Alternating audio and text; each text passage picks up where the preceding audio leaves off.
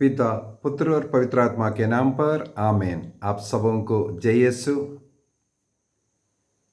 आज मैं विशेष रूप से कुछ लोग जो सवाल करते रहता है, उनमें से एक सवाल है, ये बाइबल में कहाँ लिखा है? आप जो सिखा रहा है बाइबल में कहाँ लिखा है? कुछ भी जो उनको अच्छा नहीं लगा है, बाइबल के बाहर किसी किताब का कोट या अन्य जो हमारे बीच में जो परंपरा है या कलीसिया के जो ट्रेडिशन है, इसके विषय में या कैटेकिज्म से जो सिखाते हैं, कैटेकिज्म ऑफ कैथोलिक चर्च, इससे जो सिखाते हैं, अनेकों लोगों को उसमें कष्ट हो रहा है और यही पूछते रहता है, ये कहाँ लिखा है? बताओ, ये कहाँ लिखा है? बाइबल में दिखाओ। इसके बाद अपना मनमर्जी का जो क्लास है उसके साथ या मेरा जो बताया हुआ बात है उसके अनुसार कोई संबंध ना रखने वाला कुछ यहाँ वहाँ से कुछ वचनों को उठा करके डाल देगा। पता नहीं क्यों ऐसा लिखते हैं, क्योंकि उसके साथ जो संबंध नहीं रखते हैं, ऐसे ऐसे बातें लिखना और करना, और जो बाइबल का वचन भी सही नहीं बता रहे।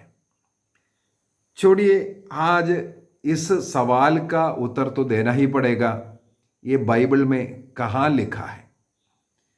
यदि मैं ये पूछूं, केवल बाइबल में लिखा हुआ बातों को सिखाना है, ये कहाँ लिखा है बाइबल में? इससे थोड़ा बता दीजिए।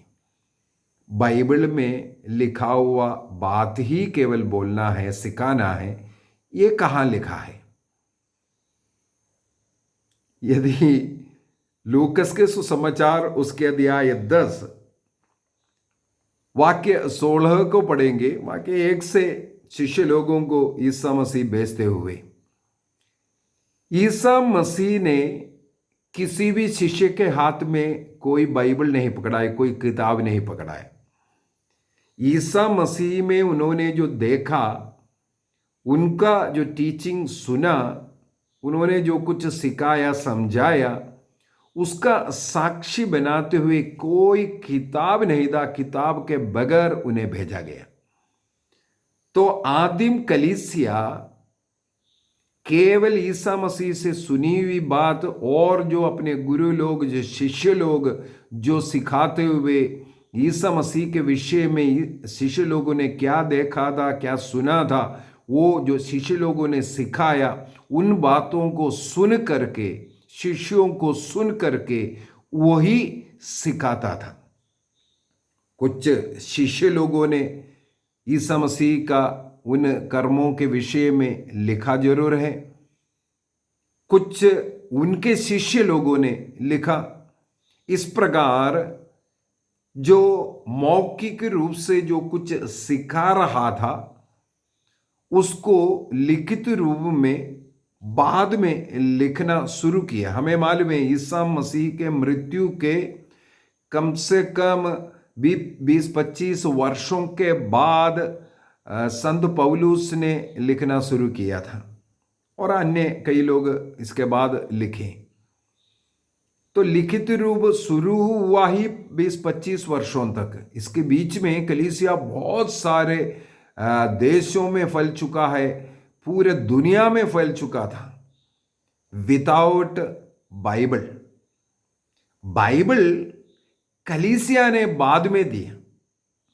कलीसिया ने कब दिया, इसका भी कैथोलिक कलीसिया में इसका इतिहास है। यदि मैंने एक क्लास लिया था बाइबल कैसे बना बोल करके, बाइबल में कैसे 73 किताब है इसके विषय में, क्योंकि कई लोग बोलते हैं कैथोलिक के लोगों ने बाइबल में ऐड किया। अभी हाल ही में भी किसी ने एक मैसेज डाला था, एक टिप्पणी लिखा हुआ था, बाइबल से कुछ जोड़ना नहीं, कुछ घटाना नहीं। जो विधि विवरण ग्रंथ उसके अध्याय 13 वाक्य 1 को कोट करते हुए, केवल वहाँ पर नहीं, विधि विवरण ग्रंथ अध्याय 4:2 में भी हम लोग पढ़ सकते हैं। यदि प्रकाशना ग्रंथ अध्याय 22 वाक्य 18-19 को पढ़े, वहाँ पर भी लिखा हुआ है। इस ग्रंथ में जो लिखा हुआ है उसमें ना कुछ बढ़ाना है ना घटाना है। विधि विवरण ग्रंथ लिखते वक्त नया विधान नहीं था, लेकिन विधि विवरण ग्रंथ लिखने के बाद नया विधान बाइबल में जोड़ा है।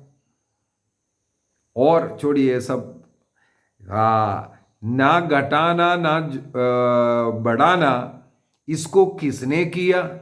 16वीं सदी तक 73 किताब था, क्योंकि 382 में 382 के अंदर वहां पर जो महासभा हुआ, संत पापा दमासुस से उस समय पर अलेक्जेंड्रिया के जो पात्रिकियस ने ये आग्रह किया, अथनासियुस, संत अथनासियुस है, उन्होंने आग्रह किया बाइबल का एक कैनन बनाने के लिए। इस प्रकार 382 में उसकी स्टडी करना, कौन सा किताब को जोड़ना, ये सब कर करके नए विधान का 27 किताबों का संत अथनासियुस ने लिस्ट दिया, ये किताब ऐसा ऐसा करो। तो उसके ऊपर स्टडी करने के बाद 393 में जो हिप्पो के महासभा में, इसके बाद 397 में जो तीसरी कार्तेज में जो महासभा हुआ, तीसरी कार्तेज, इसके बाद 419 में चौथी कार्तेज में, और 1442 के फ्लोरेंस महासभा में ये जो 73 किताबों का लिस्ट पारित किया गया। इसे आप कैथोलिक कलीसिया का धर्म शिक्षा ग्रंथ 120 के अंदर पढ़ सकता है। तो कलीसिया ने, आदिम कलीसिया ने 73 किताबों का लिस्ट बना करके वो चल रहा था। कब तक? 16वीं सदी तक। 16वीं सदी में कुछ लोगों ने इसके अंदर से कुछ किताब निकाला, और जो निकालने वाले लोग कैथोलिक कलीसिया से कहते हैं आप लोग उसको जोड़ा है। उनकी अज्ञानता है, अभी क्या कर सकता है ऐसा बोलने वालों को। आप अपना जो ज्ञान उसको अच्छा कर दीजिए, पहली बात। दूसरी बात, ये जो 16वीं सदी से ये जो प्रोटेस्टेंटिज्म जो बढ़ गया है, 16 बिब्लिया, केवल बाइबल, ये जो विचारधारा जो लेके आया, ये एक प्रकार से कहें जैसे बाइबल, केवल बाइबल, ये बोलते बोलते बोलते कहाँ है ये बोलना, ये जो बाबुल के जो मीनार बनाया उसके सदृश बन गया है। उनकी इच्छा से कुछ भी कर सकता है, बोल सकता है, लेकिन जो कैथोलिक कलीसिया जो आधिकारिक रूप से जो कर रहा है उसके पीछे क्वेश्चन करना, उसके खिलाफ झूठे प्रचार का वीडियोस बनाना, झूठे कहानियां बनाना, झूठे इतिहास को रचना, ये सब करते हुए, जिस प्रकार आदिम कलीसिया में, आदिम कलीसिया नहीं बोल सकता है, जब मोहम्मद नबी ने अपना जो किताबें शुरू कर करके जो मुसलमान जो रिलीजन बनाया, उनके मृत्यु के बाद, जैसे मैंने एक क्लास में बोला था, हमारे क्रिश्चियन 5 सेंडर्स के लिए, एंशिएंट सेंडर्स, जो आदिम काल में 5 सेंडर हुआ करता था, जैसे जेरूसलेम है, आज वो सेंटर नहीं है। क्या कारण है? क्योंकि मुसलमानों ने वहाँ पर आक्रमण कर कर के पूरा हमारे चर्च का इतिहास जो कुछ था, चर्च सब उनके कब्जे में कर दिया, सब कुछ नष्ट किया। इसी प्रकार अनेकों जगह पर 5 सेंटर में केवल रोम बच गया। रोम के ऊपर आक्रमण करके, रोमन्स के ऊपर आक्रमण करके वे लोग सफल नहीं हो पा रहे, वहाँ भाग नहीं ले पाया, इसी वजह से रोम बच गया है। और कॉन्स्टेंटिनोपल के ऊपर भी है ना, जहाँ कहीं भी क्रिश्चियन सेंटर्स था उसको मिलाने का कोशिश किया, केवल कॉन्स्टेंटिनोपल रह गया और रोम रह गया था। बाकी सारे सेंटर, जैसे सबसे पहले हम लोग बाइबल में प्रेरित चरित्र में पढ़ते हैं जो सेंटर बना था एंटियोक, है ना, जेरूसलम, एंटियोक, ये सबको वो मुसलमानों ने उसका चर्च ये सब कुछ को खत्म कर दिया था। इसी प्रकार आज कुछ लोग ये जो बाबुल का मीनार बना करके कैथोलिक कलीसिया को मिटाने का कोशिश कर रहे, वो तो मिट नहीं रहे। जितना भी ये 2000 साल से कोशिश किया नहीं मिटता है, लेकिन ये जरूर क्रिश्चियनिटी के ऊपर बहुत कष्ट पीड़ा देने वाली बात है। ईसा मसीह ने योहन के सुसमाचार अध्याय 17 के अंदर महापुरोहित की प्रार्थना है। ईसा मसीह ने अपने पिता से एक ही प्रार्थना किया, जैसे पिता हम एक है ये लोग भी एक बन जाए। मसीह ने देखा 16वीं सदी के बाद ये टूटने वाला है, और ऐसा टूटते टूटते टुकड़ा टुकड़ा टुकड़ा करके 40,000 से ज्यादा, मैंने कई वर्ष पहले पढ़ा है, टुकड़ों में हो चुका है। रजिस्टर्ड चर्चेस जो है वो अपना मर्जी से, उनमें भी कुछ समानता नहीं है। कुछ लोग पवित्र तृत्व को नहीं मानता, क्योंकि बाइबल में कहा है पवित्र तृत्व, तृत्व शब्द नहीं है इसलिए पवित्र तृत्व नहीं है। कई लोग पवित्र आत्मा को ईश्वर नहीं मान रहा है। कई लोग केवल अभी पवित्र आत्मा इधर है, यीशु और पिता वगैरह का कोई काम नहीं, अभी पवित्र आत्मा का समय है, ये बोल करके सिखाने वाला, मतलब जो अपना मर्जी से कुछ भी सिखाने वाला, ये जो कलीसिया टुकड़ा होकर के है, वो कैथोलिक कलीसिया के खिलाफ बहुत गलत गलत वीडियो, गलत गलत कहानियां ये सब बना करके जितना अधिक बना सकता है बना रहा है। जिस प्रकार आदिम कलीसिया के उन सेंडर्स को नष्ट किया, उसी प्रकार झूठे प्रचार और जबरदस्ती किसी भी रूपेण इसको मिटाने का कोशिश है। जैसे बाइबल में पूछ रहा है ये कहाँ लिखा है, उसी प्रकार यदि आप पवित्र तृत्व को मानता है, पिता पुत्र पवित्र आत्मा त्रिएक ईश्वर को मानता है, ये कहाँ लिखा है बाइबल के अंदर? कहीं लिखा है क्या? जैसे आजकल हम लोग संडे को मनाता है, सैटरडे को, साबत को नहीं मना रहा है, प्रभु का दिन को मनाता है संडे के रूप में। मैंने एक क्लास ले चुका है उसने, मैंने उस समय पर भी बोला बाइबल में कहाँ लिखा है, ये ईसा मसीह ने कहां बोला है संडे को मनाना है करके? ईसा मसीह ने स्वयं साबत को मनाया।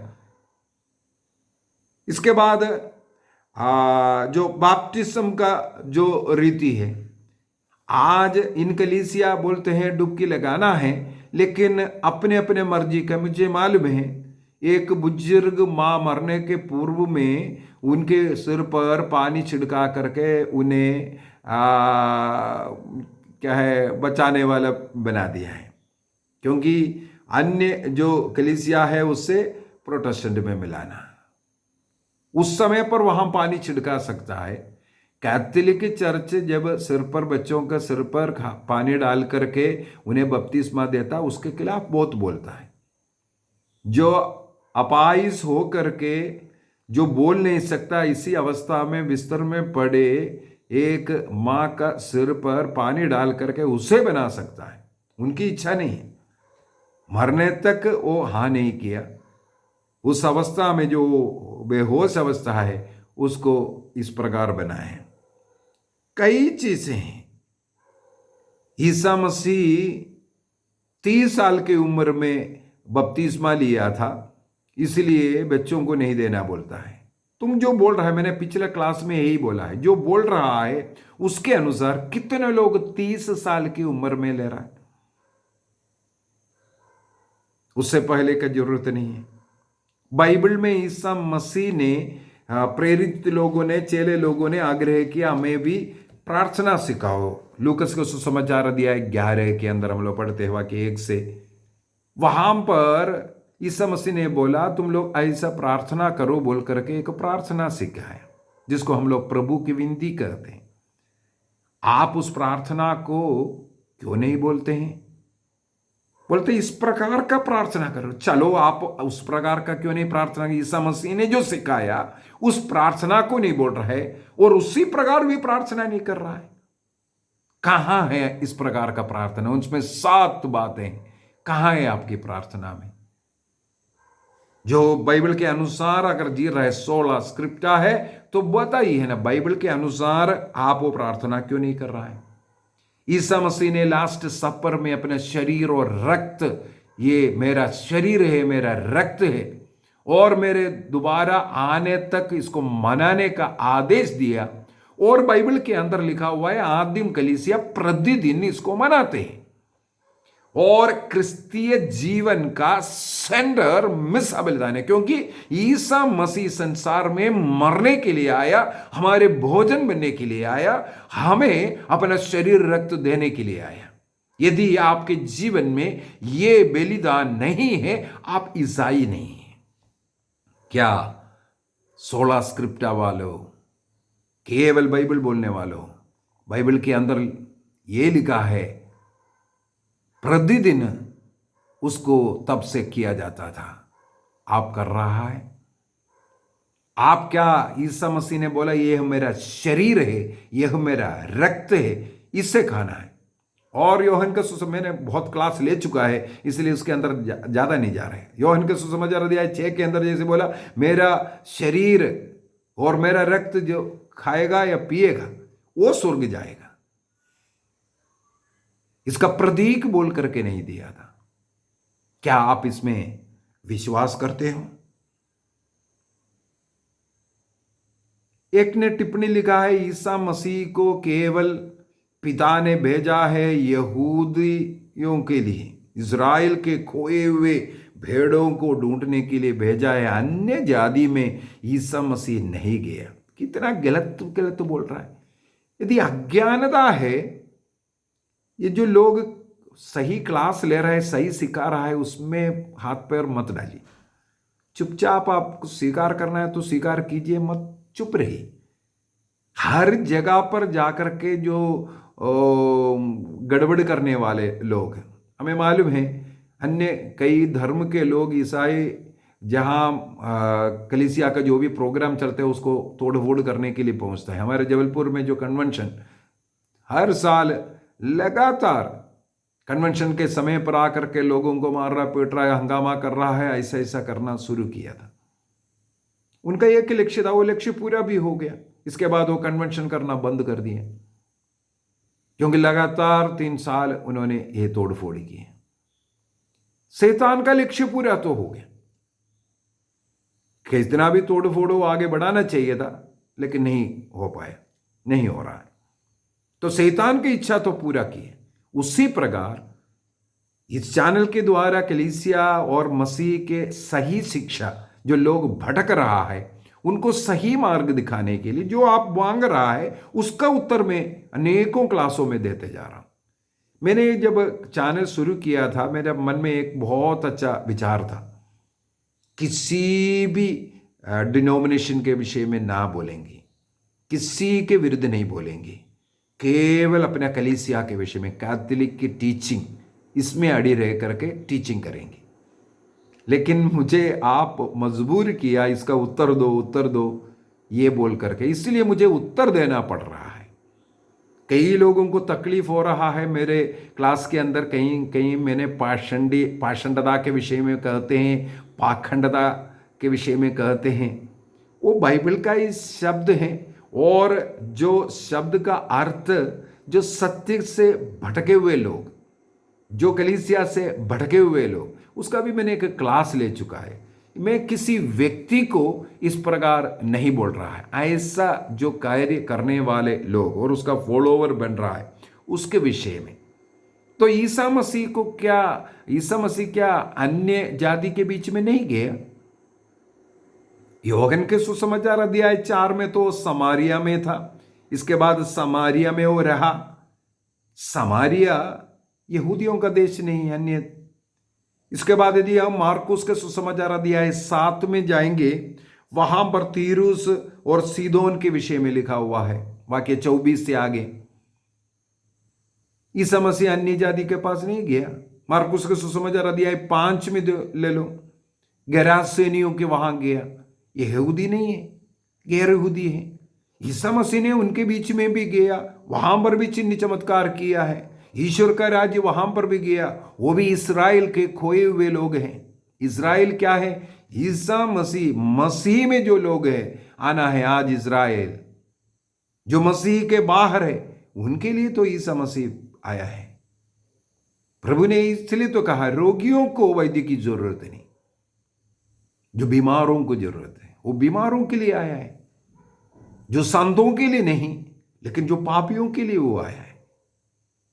तो इस प्रकार ये टिप्पणियां लिख करके वचन का यहां वहां से कोट करना ये बंद कर दीजिए। आप ज्ञान लीजिए, आप सीख लीजिए। मसीह ने वो कहा, वो क्यों कहा, किससे कहा, किस लिए कहा, और पूरे बाइबल को पढ़ एक शब्द को उठा करके पूरा बाइबल का अर्थ या मसीह को ऐसा नहीं बनाना। पवित्र बाइबल के अंदर कहीं भी आप एक वाक्य दिखाइए मुझे, ईसा मसीह ने अन्य जाति लोगों को भगाया हो, उनके खिलाफ बोला हो। ईसा मसीह ने फरीसी और शास्त्रियों को खींचा। बाइबल के अंदर केवल उन्हीं को खींचा हुआ आपको मिलेगा। किसी अन्य जाति देव मूर्ति का पूजा करने वालों के खिलाफ ईसा मसीह ने कभी कोई शब्द नहीं उठाया तो दिखाइए। क्यों लोगों के बीच में फूट डाल रहा है? भाईचारा सीखिए। ईसाई धर्म प्रेम का धर्म है। हमें अन्य जातियों के बीच में रह करके नमक बनना है, दीपक बनना है, ज्योति बनना है। इस प्रकार ज्योति बनने के लिए मसीह अंदर होना जरूरी है। शैतान को लेकर के इस प्रकार का चर्चा मत कीजिए। और अनेकों लोग ये बोलता है, कहाँ लिखा हुआ है, उसको थोड़ा दिखाओ। मैं दिखाता हूं। यदि आपके पास योहन का सुसमाचार उसके अध्याय 20 वाक्य 30-31, जॉन चैप्टर 20 वर्स 30 एंड 31 को डायरेक्ट पढ़ रहा हूं। बाइबल के अंदर इसका ही विवरण दिया गया है, जिससे तुम विश्वास करो कि ईसा ही मसीह ईश्वर के पुत्र है, और विश्वास करने से यीशु के नाम द्वारा जीवन प्राप्त करें। यीशु के नाम पर जीवन प्राप्त करने के लिए ईसा मसीह, जो पुराने विधान में लिखा हुआ जो मसीह ये ईश्वर का पुत्र यही है, ये साबित करने के लिए जो बातें जरूरी था केवल वो ही लिखा हुआ है। ये जो सुसमाचार के विषय में जो लिखा हुआ, ये योहन ने लिखा है। इसको भी हमें पढ़ने की, समझने की जरूरत है। योहन ये जब लिखते वक्त ये नहीं मत्ती, मार्कुस और लूकस इनको देख करके लिखा नहीं है। योहन कहते हैं मैंने जो लिखा हुआ बात ये ईसा मसीह के मसीह है, उनमें विश्वास करने से आपको मुक्ति मिलेगा, यह साबित करना है। ईसा मसीह में आपको विश्वास करना है, इतना प्रूफ करने के लिए मैंने ये लिखा है। यह संत पौलुस ने लिखा हुआ पत्र के विषय में नहीं, या अन्य किसी ग्रंथ के विषय में नहीं। और अध्याय 21 में संत योहन वाक्य 24-25 में 24 में लिखा है, वो वही शिष्य लिख रहा है बोल करके। इसके बाद 25 में लिखा है ईसा ने और भी बहुत से ऐसे कार्य किया है। यदि एक एक कर करके उनका वर्णन किया जाए तो मैं समझता हूं कि जो पुस्तकें लिखी जाती वे संसार भर में भी नहीं समा सकती। इतना अधिक किताबों में लिखना पड़ेगा, और लिखा भी है। बहुत किताबें ईसा मसीह के विषय में लिखा है। कैथोलिक कलीसिया का ये जो महासभा है उसमें निर्णय किया, इन पूरे किताबों का हमें कोई जरूरत नहीं। हमारे पास एक पवित्र परंपरा है, अपॉस्टोलिक ट्रेडिशन जो कहते हैं। जैसे पवित्र बाइबल हम कहते हैं, ये अपॉस्टोलिक ट्रेडिशन को भी हम पवित्र ट्रेडिशन कहते हैं। क्योंकि हम लोग देखते हैं लूकस के सुसमाचार अध्याय 10 में ईसा मसीह ने शिष्य लोगों को जो सुने हुए बातों को, जो सीखे हुए बातों को समझाने के लिए भेजा है, किताब के साथ, बाइबल के साथ नहीं भेजा है। वो उसी को हम लोग अपस्टोलिक ट्रेडिशन कहते हैं। शिष्य लोग जाकर के मौखिक रूप से सिखाया।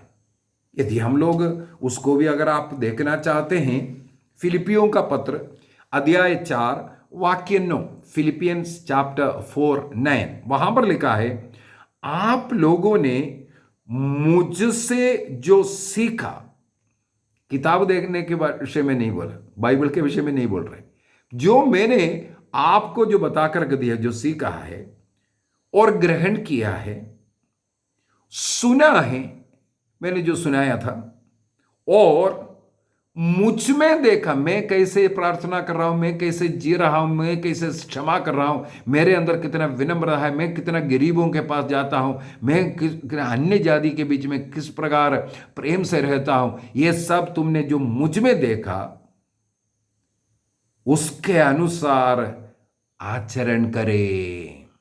संत पौलुस साफ साफ बोल रहे हैं, जो बाइबल आपको, जो मैं पत्र लिख रहा हूं, ये केवल पत्र नहीं, बल्कि जो हम लोग मौखिक रूप से जो कुछ सिखाया है और हमारे अंदर जो कुछ देखा है, इसका तुम लोगों को अनुसरण करना है। बाइबल हमें बताता है 16 जो स्क्रिप्चर नहीं, उसके बाहर भी कुछ है। बाइबल में दिखाओ, बाइबल में दिखाओ, ये शैतान का कार्य है। शैतान का कार्य है, केवल बाइबल है सब कुछ बोलना। इसलिए तो 16वीं सदी से शुरू हुआ, उससे पहले नहीं था। कलीसिया एकजुट होकर के पूरे 73 किताबों को स्वीकार करता था और कलीसिया का पवित्र ट्रेडिशन को मानता था। और 16वीं सदी तक कलीसिया का, मैंने एक क्लास लिया था, कैथोलिक कलीसिया कैसे सिखाते हैं, उसके अंदर मैंने 3 बात बोला था। बाइबल है, हमारे पास पवित्र बाइबल है और पवित्र ट्रेडिशन है। तीसरा मैंने बोला था, हमारे पास एक मजिस्टीरियम है। ईसा मसीह ने कलीसिया को एक अधिकार दिया। पेत्रुस रूपी चट्टान पर कलीसिया का निर्माण करते हुए एक स्वर्ग राज्य का कुंजी दिया था। कुंजी अधिकार का, नियम बनाने का, जो बाइबल में पुराने विधान में लिखा हुआ है, कई चीजों को ना करने का उपदेश देना, यह सब हुआ है इस अधिकार। इसे कहते हैं कलीसिया का मजिस्टीरियम, मजिस्टीरियम ऑफ कैथोलिक चर्च। इसका मतलब कैथोलिक कलीसिया जो आधिकारिक रूप से जो कुछ सिखाते हैं वो मानना हम लोगों के लिए जरूरी है। जो कैथोलिक कलीसिया के अधीन रहते हैं, मैं कैथोलिक कलीसिया से जुड़ करके उसके अधीन रहता हूं। जो कलीसिया सिखाते, इसलिए बीच बीच में catechism of church, catechism of church, catechism of church बोल रहा है। कैटेकिज्म ऑफ चर्च तो मैं बोल रहा है, उसका नंबर भी दे रहा है, लेकिन आप देखना उसमें अधिकतर भाग बाइबल का भाग को बोला है। इसका मतलब है कैटेकिज्म जो बनाया हुआ है, कलीसिया का ट्रेडिशन, अन्य कई ग्रंथ है, अन्य कई संतों का सिखाया हुआ बातें हैं, और बाइबल है, कैनन लॉ है, ये सब मिला करके इस कैथोलिक कलीसिया का धर्म शिक्षा ग्रंथ को बनाया। किसके लिए बनाया? मैंने उसकी भी एक क्लास ले चुका है, कैटेकिज्म ऑफ कैथोलिक चर्च का एक क्लास लिया था। उसके अंदर मैंने बोल करके दिया था, विशेष रूप से जो सिखाने वाले जो टीचर्स है, जैसे मेरे जैसे जो लोग हैं, मुझे ये जो कैथोलिक कलीसिया का धर्म शिक्षा ग्रंथ को अच्छी तरह पढ़ना है। मैं अनेकों बार पढ़ करके इसके अंदर बहुत स्टडी किया है। कई बार पढ़ने के बाद उसको मेरे को समझ में आया है। मैंने देखा ये बहुत ही सुंदर किताब। यदि बाइबल को पढ़ना है, उस किताब को यदि अच्छी तरह सीख लो, तो ये मजिस्टीरियम ऑफ कैथोलिक चर्च है, कलीसिया का आधिकारिक रीति से सिखाने का तरीका है। कलीसिया जो सिखा रहा है उसके बाहर मैं कुछ नहीं सिखाता। यदि कुछ गलत सिखा रहा है, आपको आप कंप्लेंट कर सकता है हमारे अधिकारियों को। मुझसे लड़ने से कोई फायदा नहीं। यदि मेरा अधिकारी किसी भी पुरोहित बोले ये गलत है, ये बाइबल के अनुसार, ये जो कलीसिया के अनुसार नहीं है, तुरंत उसको मैं बदलूंगा। मैं कलीसिया के अधीन रहता हूँ, मेरे पुरोहितों के अधीन रहता हूँ, जो भी अधिकार है हमारे बिशप के अधिकार अधीन में रहता हूँ। जो बोलेगा वही करूँगा, जो सिखाता है उसी किताब से। इसलिए अन्य अंध वंध नहीं पढ़ता है। मैं जब भी समय मिलता है इन किताबों को पढ़ता है, और जो हमारे संत लोगों ने जो रचना किया हुआ है उनके किताबों को पढ़ता है। उससे जो ज्ञान मिलता है उसको मैं बांटता हूँ लोगों को। तो ये हमेशा ये कहाँ लिखा है, कहाँ लिखा है, ये पूछ करके आप अपना समय को व्यर्थ ना करें। कलीसिया के अंदर और भी है, फिलिपियों का पत्र दिया है 4:9 में, नहीं और भी मैं 2-3 वचन और बोल करके देता हूँ। संत पौलुस ने ये जो बोला है, केवल बाइबल नहीं अन्य चीज़ को भी फॉलो करना है। तो बाइबल में केवल दिखाने की जरूरत नहीं, कलीसिया का, कैथोलिक कलीसिया का क्या ट्रेडिशन चल रहा है उसके अनुसार, और जो मजिस्ट्रियम ऑफ कैथोलिक चर्च के द्वारा कैथोलिक कलीसिया ने जो नियम बना करके दिए, तुम्हें ये करना है, इतवार को नियम बना करके हमें दिया। सर्कमसिशन करने की जरूरत नहीं, नियम बना करके हमें दिया। ईसा मसीह का भी सर्कमसिशन हुआ था, लेकिन हमें अभी करने की जरूरत नहीं क्योंकि नियम बना करके दिया। फिलिपियों का पत्र दिया है 3:17, पहला कुरिन्थियों अध्याय 11:1 और 2, गलातियों का पत्र दिया है 4:12, पहला थेसलोनी अध्याय 4:1 और 2:7, दूसरा थेसलोनी अध्याय 2:15, दूसरा तिमोथी अध्याय 1:13-14, अध्याय 2:2। इस प्रकार कई जगहों पर हमें ये मिलता है, केवल जो लिखित रूप नहीं बल्कि जो मौखिक रूप से उनसे जो सीखा है उन ट्रेडिशनों को तुम फॉलो करो। तो कैथोलिक कलीसिया का शिक्षा बाइबल के अनुसार, पवित्र ट्रेडिशन के अनुसार और मजिस्ट्रियम जो पावर जो मिला है उसके अनुसार है। यदि आप मुझे सुन रहा है, मैं इसी के अनुसार सिखाता हूं। यदि आप इसको मानता नहीं है, जाइए ना, जय यीशु। यदि आपको इसको अच्छा नहीं लग रहा है, मत सुनिए। मैं कलीसिया के नियम के अनुसार ही सिखाऊंगा, आपकी इच्छा के अनुसार नहीं। इसलिए बाइबल में कहाँ है, बाइबल में कहाँ है, इसका उत्तर आगे नहीं देने वाला। मैंने कई बार बता चुका है, केवल बाइबल नहीं है, बाइबल के बाहर भी बहुत कुछ है। हम जो सिखाता है वो सही है। क्या है, आपको मालूम होगा, जो नोट है, जो करेंसी जो है, कुछ जाली करेंसियां हैं, फेक नोट्स हैं। किससे कहते हैं फेक नोट्स? जो गलत नोट है, उसका रंग सेम मिलेगा, उसका प्रिंटिंग तरीका भी बिल्कुल उसी प्रकार का।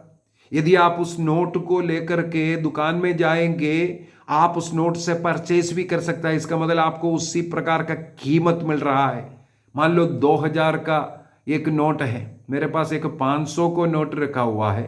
सरकार ने बीच में बोला फलाना 2006 ऐसा कुछ है, मुझे याद नहीं आ रहा है, इससे पहले वाला 500 का नोट अभी कैंसिल कर दिया करके। इसके बाद मुझे पता नहीं, कुछ वर्ष के बाद है, ये नोटबंदी के आसपास के समय है, उस समय पर मुझे ऐसा एक 500 नोट जो पुराना वाला मिला था। मैं ध्यान नहीं दिया, लेकिन बैंक में किसी काम के लिए डिपॉजिट करने के लिए गए, उन्होंने उसको देखा, वो नोट को अलग करके उन्होंने उसको कट कर दिया। मैंने बोला आप कट करे बगैर देने से मैं कहीं ना कहीं दुकान में दे देना था। बोला नहीं, हमारे हाथ में आ गया, हम आगे जाने नहीं देंगे। क्या कारण है? कौन से नोट को वो हम लोग गलत नोट बोलते हैं? जो जाली, जो गलत जो नोट है, जहां से आना चाहिए वहां से नहीं आ रहा है। गवर्नमेंट ऑफ इंडिया से, सरकार से जो नोट प्रिंट होकर के निकलता है उसी को सही नोट बोलते हैं। उसी प्रकार, उसी शक्ल में, उससे भी सुंदर से अगर दूसरा व्यक्ति जो झूठ चोरी से जो बना रहा है वो लेकर के आ रहा है, उसको हम लोग गलत नोट, फेक नोट कहते हैं। फेक नोट का मतलब, इसका मतलब हो गया जो ऑथराइज्ड जगह से नहीं आ रहा है। इसी प्रकार अनेकों फेक प्रीचर्स हैं। फेक प्रीचर्स अभी कौन हो गया? जहां अथॉरिटी ईश्वर ने दिया है, ईसा मसीह ने कुछ अथॉरिटी दिया है, उस अथॉरिटी के बाहर से जो कार्य करने वाला, उसको फेक प्रीचर्स कहते हैं। कैथोलिक कलीसिया से जुड़ करके जो व्यक्ति प्रीचिंग करता है, उनके ऊपर मॉनिटर करने के लिए, उनका कैसे सिखाते हैं, कोई गलत है तो उसको सही कराने के लिए उसको सिखाएगा, ये गलत बोला है। लेकिन जो फेक लोग हैं उनके ऊपर कोई नहीं, वो कुछ भी बोल सकता है। ईसा मसीह ने प्रार्थना करने के लिए बोला, ऐसा प्रार्थना करना, ये नहीं करना है। माता मरियम अंडे का छिलका है बोलते, हंसेगा बैठ करके, वाह वाह वाह वाह, प्रेज द लॉर्ड, हालेलुया बोलते रहेगा। लेकिन उसको कोई मना नहीं करेगा, ये नहीं बोलना है। ईसा मसीह की माँ हमारी माँ है, उनके खिलाफ ऐसा अपशब्द नहीं उठाना। बोलने वाला उन फेक कंपनी में नहीं होता। हम फेक कंपनी से नहीं, हम कैथोलिक कलीसिया से जुड़ा हुआ है। इसलिए हमें कौन सी बातों को बाइबल से उठाना है, कौन सी बातों को धर्म शिक्षा ग्रंथ से उठाना है, कौन सी बात मजिस्ट्रियम के द्वारा कलीसिया ने सिखाया उसका अनुसरण करना है, ये हमें सिखाया हुआ है, हम उसका फॉलो करता है।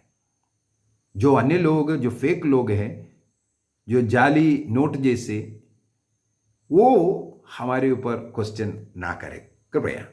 आप देखना है तो देख लीजिए, समझना है तो समझ लीजिए, कुछ अच्छी बात है तो स्वीकार कीजिए। गलत टिप्पणियाँ मेरे विचार में सही नहीं है। जो सही शिक्षा दे रहा है, हाँ मेरे से कुछ गलती हो रहा है, जरूर आप बोलिए। केवल रॉन्ग टीचिंग लिखने से जो पढ़ने वाला क्या सोचेगा, कौन सा रॉन्ग टीचिंग है? आप मूर्ख बन रहा है। कौन सा रॉन्ग है थोड़ा बता दीजिए, ताकि मैं भी थोड़ा करेक्शन करूं।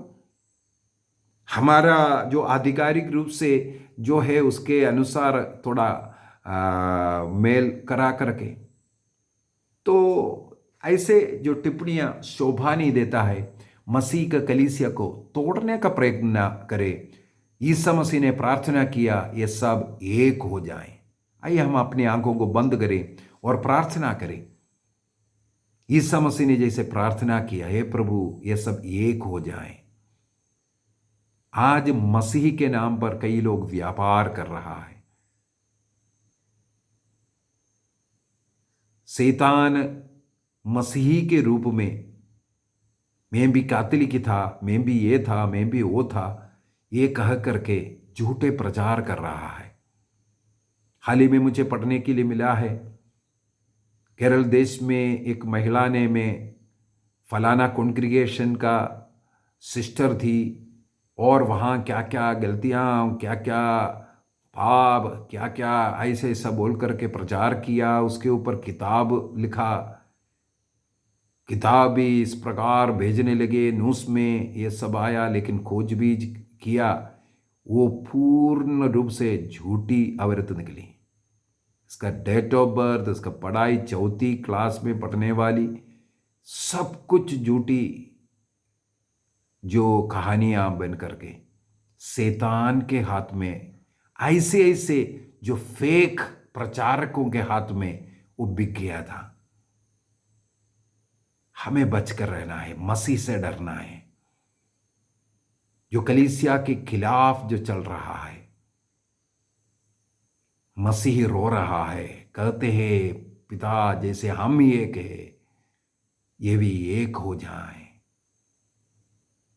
जिसे ईसा मसीह ने जिस पेतरुस के चट्टान में कलीसिया बनाया है, उस कलीसिया के अधीन आना है। यदि उस कलीसिया में कुछ गलती है, उस कलीसिया में रह करके हमें उसे सुधारना है। मसीह के शरीर में कोई गलती नहीं हो सकता, मसीह में कोई गलती नहीं हो सकता। हाँ, मुझ में गलती हो सकता है, मुझ में बलहीनता हो सकता है, मैं पापी होने के कारण। ये कलीसिया का कमी नहीं, कलीसिया का गलती नहीं। हमें यह सत्य समझना है। हमें एक ऐसा हृदय मिले, सबों को हम प्यार कर सकें, सभी डिनोमिनेशन के लोगों का आदर कर सकें, सभी रिलीजियंस का आदर कर सके, अन्य जाति का आदर कर सके। प्रभु इस प्रकार का ईश्वरीय प्रेम से हमारे हृदय को भरे। पिता, पुत्र और पवित्र आत्मा के नाम पर आमीन। आप सबों को जय यीशु।